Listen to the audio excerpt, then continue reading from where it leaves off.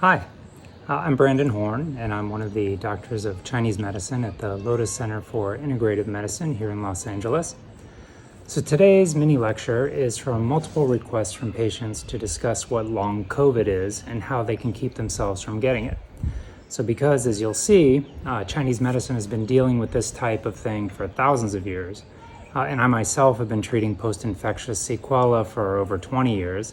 This is something that many generations before us have observed, and they've given us advice on how to treat this, and more importantly, how to prevent it. And we'll be discussing a little bit about that today. Okay, so let's just start with what is long COVID. So the brief version is that long COVID is just a symptom or group of symptoms that has happened as a result of COVID. And these symptoms last past the acute phase. So you feel like you've recovered from the intense portion of COVID, but your symptoms don't all go away. Now, there are also many people who get really mild COVID or even asymptomatic COVID, meaning they don't even know that they've had it. And then they also can get long COVID afterwards. So I've talked about why in some of the professional lectures that I've given, but it's a bit involved for just a mini lecture.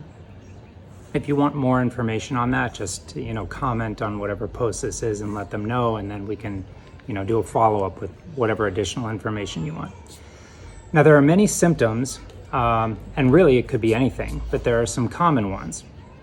So here are some of the common symptoms of long COVID, and in a little better sort of graphic of it with percentages. So you can see that over half of people with long COVID have fatigue, and we've seen this quite a lot. And about a quarter are going to have headaches or various brain fog issues, sleep issues, and so forth. So we've seen and treated all of these kinds of symptoms.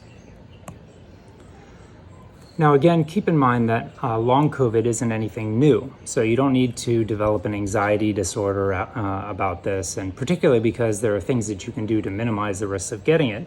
But these types of post-infectious disease syndromes were described in the Neijing, which is one of the first medical textbooks in the world, and it was written over 2,000 years ago. So they also mention in that text that a significant portion of diseases that we suffer from, either acute or chronic, these all come from infectious agents. And as you can see here, even in Western medicine, they've known about this for a very long time. So the big question is, why do we get these post-infection symptoms, or specifically here, long COVID? Well, we get this when the body is strong enough to prevent death, but not strong enough to control or expel the virus. So the virus can then persist in the body for long periods of time. It could be possibly your entire life even. And this can create problems. So this is similar to other viruses that we encounter, or we may encounter, like herpes viruses and HIV, hepatitis. There are actually many examples of these kinds of viruses, and not all of them are that scary, right? So cold sores, for example, come from a persistent infection with the herpes simplex virus. But the first important thing to know is that with this virus, with COVID, it seems that we can usually prevent a long-term infection by knocking the virus out in the acute phase.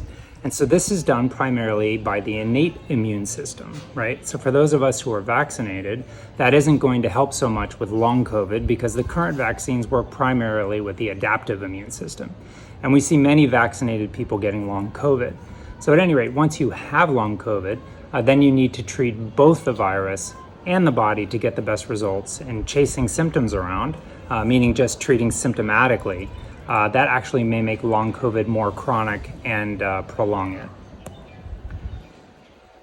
Okay, so the best medicine here, of course, is prevention. And how do we prevent getting long COVID? Well, we need to know what predisposes us to long COVID and deal with the areas we can control. So there are basically two major causes of long COVID.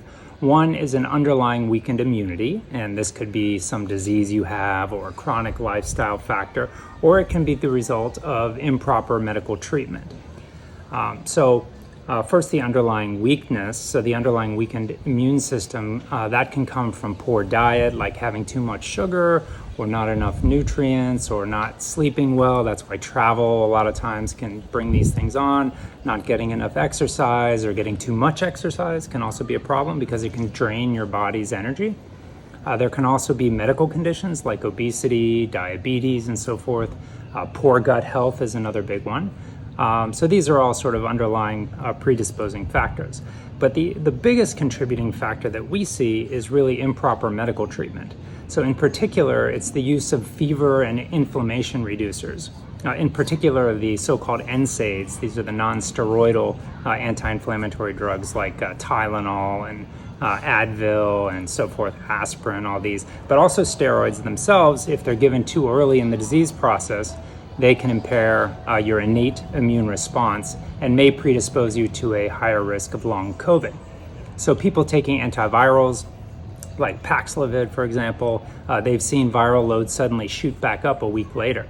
So this suggests the drug may be inducing a sort of latent state of the virus rather than actually getting rid of it.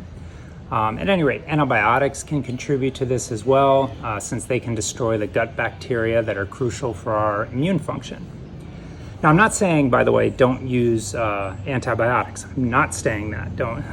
So you can use antibiotics, antivirals, and steroids, but if you take these, be sure to work with a doctor that understands the interplay of these medications with your immune system. For example, taking steroids too early in the disease could be detrimental, whereas taking the steroids, if you get later on in the disease where you have severe respiratory distress, that could be life-saving. So it's not just a yes or no, but a timing factor as well. Okay, now finally we have the treatment of long COVID, and there aren't a lot of great treatments in Western medicine so far, but Chinese medicine has thousands of years of experience treating these types of issues, and we have many tools and strategies, not just to manage symptoms, but to help resolve the disease process. So COVID has been shown to damage, for example, T cell function, and Chinese medicine can help block that mechanism and actually reverse it to help strengthen your T cells, as well as your innate immune system to help strengthen your body to control the virus and to be ready for all the other organisms we're constantly being exposed to. Because again, long COVID isn't just about COVID. So in conclusion, our obsession with this virus needs to be tempered by the reality that we are exposed to many things that for most of the population are just as bad as COVID. And taking some moderate steps to improve our lifestyle, treat underlying health conditions as best we can at least. Of course, Chinese medicine should be considered as it can help with many chronic conditions. And very importantly, we should minimize the use of drugs that impair your immune system, like, as we mentioned, the NSAIDs, Tylenol, and so forth, that we talked about earlier. Chinese medicine can be extremely useful, supporting your body through acute COVID. We've treated a lot of this. And in helping to unravel the damage that has led to longer-term symptoms that we call long COVID.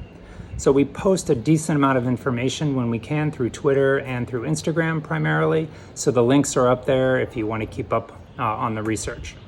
Tips, we also give sort of tips and tricks to help optimize your health along the way. All right, thank you.